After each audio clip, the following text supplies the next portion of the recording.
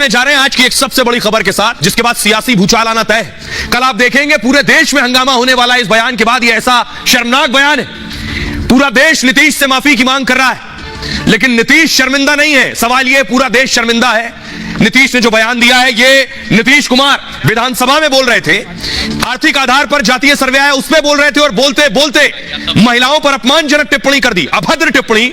वो सीएम जो 17 साल से मुख्यमंत्री है और इंजीनियर भी है, पढ़ाई लिखाई भी की है, पढ़ा लिखा सीएम, और इस तरह की भाषा।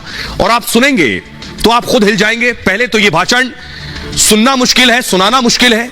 दूसरा, नीतीश कुमार ने जो अभद्र भाषा महिलाओं के लिए विधानसभा में इस्तेमाल की है, वही अभद्र भाषा विधान परिषद में इस्तेमाल की। यानी नीतीश कुमार ने दोनों बयान जानबूझकर सोच समझ कर दिए। अब सोचिए जरा नीतीश कुमार की सोच कैसी है, सुनिए, दोनों बयान सुनिए।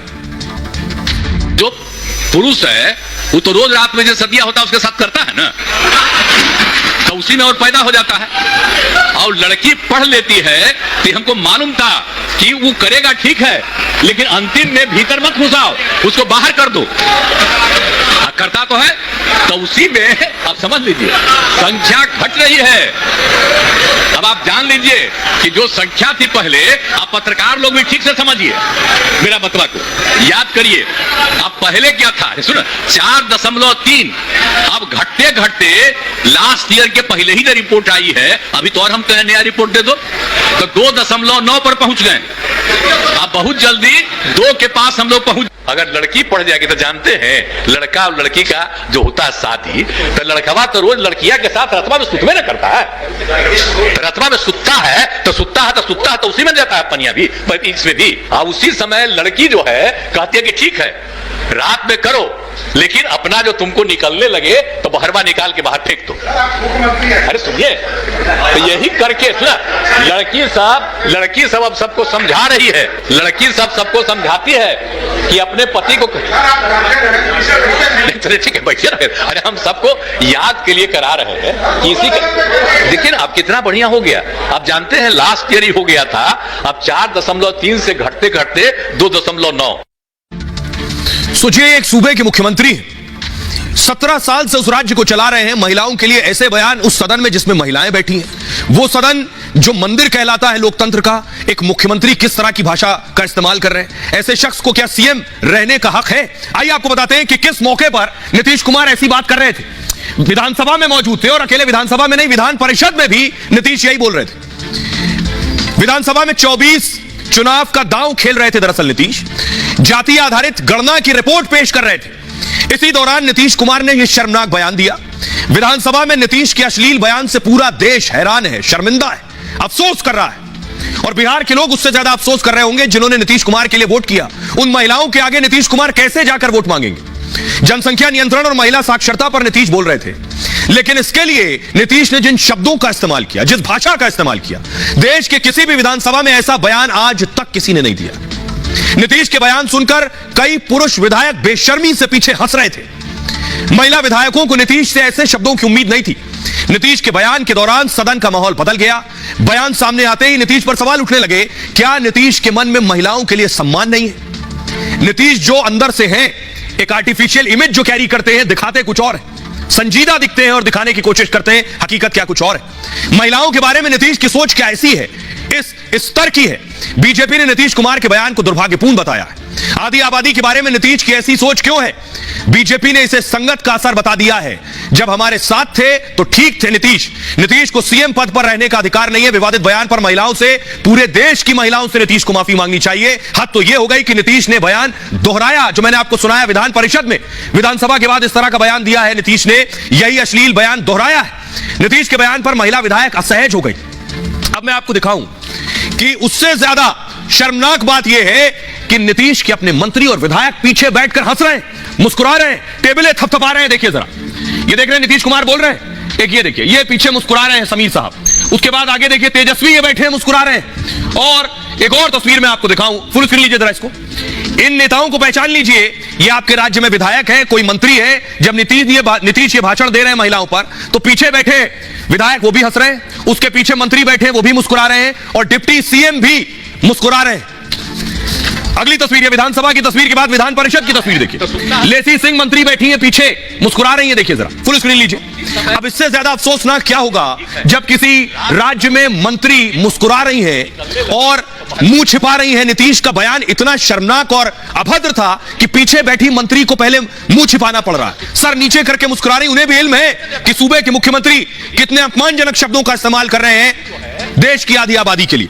रात में करो लेकिन अपना जो, और सुनिए, उससे ज्यादा अफसोस तब होगा जब इतने शर्मनाक बयान की बिहार के डिप्टी सीएम तेजस्वी यादव आलोचना निंदा करने के बजाय उसे जस्टिफाई करने लगे, बताने लगे कि वो इसलिए नहीं इसलिए कहा था। सुनिए जरा।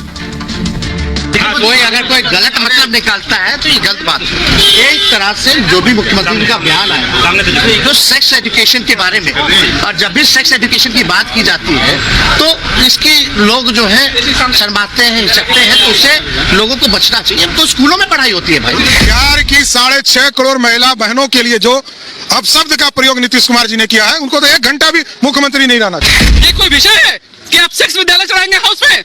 ये गिने चुने माननीय लोग आते हैं जो आपकी सरकार को बनाते हैं, नियम बनाते हैं, कानून बनाते हैं, और आप इस तरह के आपत्तिजनक बयान देंगे आप सड़कों पे। पहले कम उम्र में लड़कियों की शादी होती थी तो बच्चा लोग ज्यादा पैदा करते थे। अब महिला शिक्षित हो गई, उम्र पर शादी हो रहा है तो बच्चा कम पैदा कर रही है, यही उनके कहने का अर्थ था। ऐसी परिस्थिति में लगता है कि वो बहुत दबाव में हैं और सहज ढंग से ना तो बात बोल पा रहे हैं ना काम कर पा रहे हैं। जो मर्यादा से अलग उठ के और मुख्यमंत्री जी शब्द बोल रहे हैं, इसको हम लोग निंदा करते हैं। उम्र सलट गया, उम्र नहीं है, अब इनका इस्तीफा दे देना चाहिए। इस बात को कह रहे थे उसको और मर्यादित तरीके से कहा जा सकता था, लेकिन महिलाओं से संबंधित वो संवेदनहीन व्यक्ति हैं, महिलाओं के प्रति उनके नजर में कोई सम्मान नहीं है। कौन सा सभा है, कौन है? महिलाएं लज्जित हो गई थी, सर झुक गया था। क्या अपने परिवार में लोग इस तरह की बात कर सकते हैं? ये निंदनीय है। सोचिए, इंडिया अलायंस में कांग्रेस की नेता सोनिया गांधी नीतीश कुमार जैसे नेता के साथ बैठेंगी।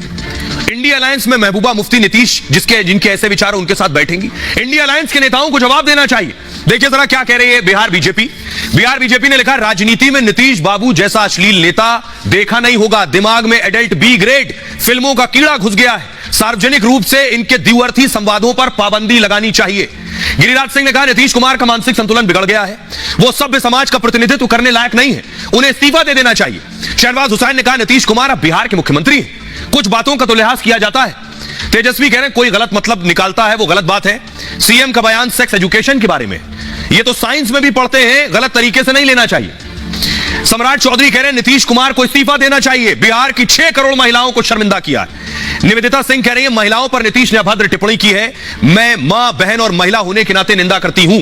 गायत्री देवी बीजेपी नेता कह रही, इसी बात को मर्यादित तरीके से कह सकते थे, उनके मन में महिलाओं के लिए सम्मान नहीं। अश्विनी चौबे ने कहा, उनको तुरंत इस्तीफा देना चाहिए, पूरे देश की जनता से माफी मांगनी चाहिए। कविंद्र गुप्ता कह रहे हैं, यह आदमी भारत का पीएम बनना चाहता है, पूरा देश देख रहा है, इससे ज्यादा गलत बात नहीं हो सकती है। यह अब आप समझिए, नीतीश कुमार का जो बयान है उसके बाद बाकायदा महिला आयोग ने सवाल पूछ लिया है नीतीश के ऐसे बयान पर। लेकिन ताज्जुब आपको इस बात पर होगा कि नीतीश कुमार किस मौके पर बोल रहे थे। बिहार में पिछले दिनों जातीय जनगणना का सर्वे आया। आज नीतीश कुमार दरअसल आर्थिक सर्वे जारी कर रहे थे जातियों के आधार पर, लेकिन उस सर्वे में जो निकल कर आया वो और चौंकाने वाला। 17 साल से मुख्यमंत्री है नीतीश कुमार और बिहार में जातीय आधार पर कहिए गरीब और गरीब हो गया है। ये रिपोर्ट देखिए सर। बिहार की जितनी भी महिलाएं हैं वो सारी शर्मसार हुई है।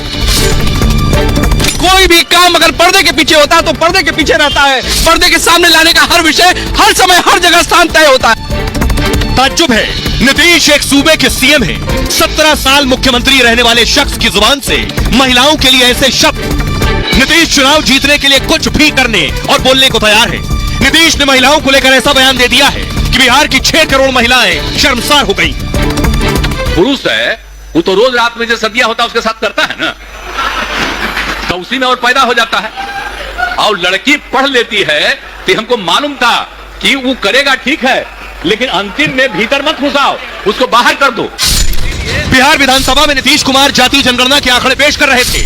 बिहार में कितनी गरीबी है इसकी जानकारी दे रहे थे, लेकिन नीतीश के आंकड़े उन्हीं पर सवाल खड़े कर रहे हैं। नीतीश के आंकड़े बताते हैं कि बिहार के 33% लोग कभी स्कूल नहीं गए। विपक्ष अब नीतीश से ही सवाल कर रहा है। बिहार के 17 साल तक मुख्यमंत्री रहने के बाद नीतीश बाबू ने राज्य का हाल क्या से क्या कर दिया है, जो गरीब और गरीबी बढ़ती चली गई है। इससे पहले मैं आपको दिखा चुका हूं बिहार का जातीय सर्वे क्या था। आज आर्थिक आधार पर, यानी जातियों में आर्थिक स्थिति किसकी क्या है, कौन गरीब है किस जाति में, कौन अमीर हो चुका है। देखिए जरा, अब मैं आपको बताऊं कि ये जो आप देख रहे हैं बिहार में कितनी गरीबी है। एसटी यानी अनुसूचित जनजाति 42.70% गरीब है, यानी अनुसूचित जनजाति में 42% से ज्यादा लोग गरीब हैं। अनुसूचित जाति में यह आंकड़ा 42.93%, लगभग 43% अनुसूचित जाति में गरीबी है। ओबीसी यानी पिछड़ा वर्ग में 33.16% गरीब लोग हैं और ईबीसी यानी अति पिछड़ा में 33.58% गरीब है, यानी आर्थिक रूप से जो गरीब वर्ग है। सामान्य कैटेगरी में लगभग 25% लोग गरीब हैं, यह जातीय आधार पर सर्वे आया है, और अन्य जाति में 23.72% गरीब हैं, यह बिहार का आंकड़ा है। अब मैं आपको बताऊं, नीतीश कुमार ने इस पर एक नया शगुफा चलाया, मैं कहूंगा नया गांव चलाया चुनाव जीतने के लिए, कि गरीबों की संख्या आ गई है तो नीतीश कुमार चाह रहे हैं अब आरक्षण और बढ़ा दिया जाए। जितना आरक्षण बढ़ाएंगे उस हिसाब से वोट पाएंगे। अब उनकी नजर इस तरफ है। देखिए अब क्या कह रहे हैं नीतीश कुमार का ने प्रस्ताव बाकायदा रखा है विधानसभा में कि जो अनुसूचित जनजाति है उसका आरक्षण 16% से बढ़ाकर 20% कर दिया जाए। जो अनुसूचित जाति के लोग हैं उनका जो आरक्षण है वो 1 से 2% बढ़ा दिया जाए। ईबीसी और ओबीसी यानी अति पिछड़ा और पिछड़ा को मिलाकर 27 से 43% आरक्षण कर दिया जाए, और आर्थिक रूप से जो पिछड़े उन्हें पहले से 10% मिल रहा है। ये जो आप देख रहे हैं अनुसूचित जाति में 1 से 2% बढ़ा दिया जाए, उनका कहना है।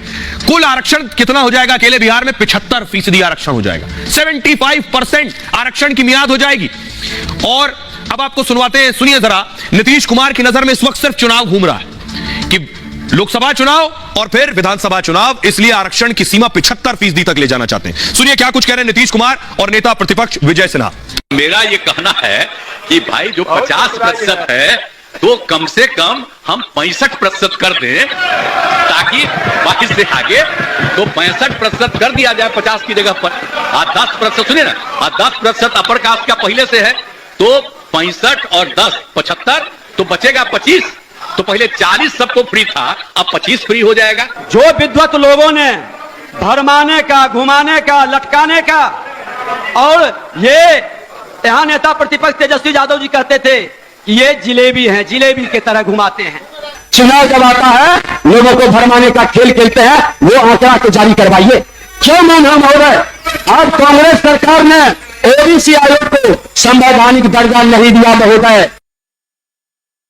सोचिए नीतीश कुमार जब 75% बिहार में आरक्षण कर देंगे, यह असंभव है, क्योंकि जिन जिन राज्यों में 50% आरक्षण की सीमा बढ़ी है वहां सुप्रीम कोर्ट का हथौड़ा चला और आरक्षण रद्द हो गया। नीतीश कुमार जानते हैं, इसलिए चुनाव से पहले 75% आरक्षण का शगुफा लेकर आए, लोगों को लॉलीपॉप दिखा रहे हैं। देखिए सुप्रीम कोर्ट ने क्या किया। आपसे पहले तमिलनाडु में 1993 से 69% आरक्षण है। 2020 में सुप्रीम कोर्ट ने आरक्षण को लेकर टिप्पणी की। कोर्ट ने कहा था आरक्षण मूल अधिकार नहीं है। यह टिप्पणी तमिलनाडु के आरक्षण के मामले में की गई थी। 1992 में सुप्रीम कोर्ट ने आरक्षण की सीमा 50% तय की है। इंदिरा साहनी मामले में ऐतिहासिक फैसला सुनाया था। 9 जजों की संविधान पीठ ने 6-3 से फैसला दिया था। फैसले के बाद अधिकतम आरक्षण 50%, उससे ज्यादा नहीं दिया जा सकता। आर्थिक रूप से जो पिछड़े हैं उन्हें सुप्रीम कोर्ट ने आरक्षण की मंजूरी दी। आर्थिक रूप से पिछड़ों को 10% आरक्षण से सीमा, आरक्षण की सीमा बढ़ी, 50% वाली सीमा बढ़कर 60% हो गई। हरियाणा में प्राइवेट नौकरी में 75% आरक्षण है। निजी कंपनी में 75% नौकरी स्थानीय युवाओं को देनी है। यह आरक्षण अलग तरह का है। 30,000 रुपए तक की नौकरी में आरक्षण देना होता है। अब सुनिए जरा, इस मामले में बिहार में सियासत गर्म है। बिहार में नीतीश के मंत्री विजय कुमार क्या कुछ कह रहे हैं और तारकेश्वर प्रसाद। हर मायने में बिहार आगे बढ़ रहा है और यह काम तो महोदय इतना अद्वितीय हुआ है कि आने वाले समय में न सिर्फ प्रदेश की सरकारें बल्कि केंद्र सरकार का भी ध्यान निश्चित रूप से इस तरफ आकर्षित हुआ है महोदय। देखिए, संवैधानिक दायरे में अगर कोई ऐसा सामाजिक जाति समूह है जिसे आरक्षण की आवश्यकता है, जो गणना में जो प्रतिवेदन है उस प्रतिवेदन के आधार पर अगर लगता है कि उसके आरक्षण को बढ़ाने की आवश्यकता है, तो भारतीय जनता पार्टी को कोई इतराज नहीं।